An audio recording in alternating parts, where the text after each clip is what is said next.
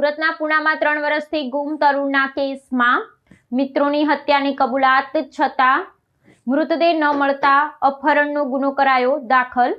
3 શંકાસ્પદ મિત્રોની સઘન પૂછપરછ જારી। સુરત શહેરના પુણા વિસ્તારમાં છેલ્લા 3 વર્ષથી ગુમ થયેલા એક તરુણના ચકચારી કેસમાં અત્યંત ચોંકાવનારો વળાંક આવ્યો છે।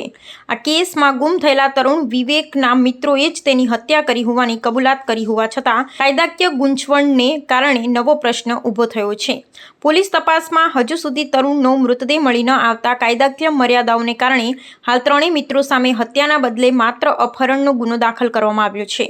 પ્રાપ્ત વિગતો અનુસાર ગુમ થયેલા વિવેકના જ એક મિત્ર દિવ્યાંશુએ અન્ય 2 મિત્રો કુંદન અને મોનુ પર વિવેકને ગુમ કરવા અંગેની પ્રબળ આશંકા વ્યક્ત કરી હતી, જેને પગલે હાલ આ ત્રણેય ઈસમો પોલીસની શંકાના દાયરામાં છે। પોલીસ તંત્ર દ્વારા સઘન તપાસના ભાગરૂપે છેલ્લા 2 મહિનામાં 5000 ચોરસ ફૂટ જેટલો વિશાળ વિસ્તાર અને 45 ફૂટ ઊંડો કૂવો ખોદી કાઢવામાં આવ્યો હતો।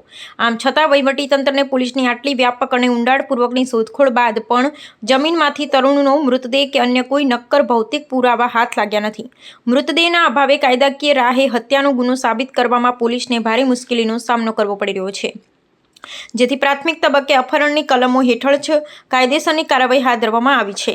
આ ગંભીર ઘટનાને લઈ સ્થાનિક રહીશો અને પીડિત પરિવારો માટે અરેરાટી અને રોષની લાગણી વ્યાપી ગઈ છે। પોલીસ પ્રશાસન હવે વધુ વૈજ્ઞાનિક ઢબે તપાસ આગળ વધારી રહ્યું છે અને શંકાસ્પદ આરોપીઓની સઘન પૂછપરછ સતત ચાલુ રાખી છે, જેથી આ રહસ્યમય ગુનાનો ભેદ ઉકેલી શકાય અને ન્યાયિક પ્રક્રિયા યોગ્ય દિશામાં આગળ વધારી શકાય।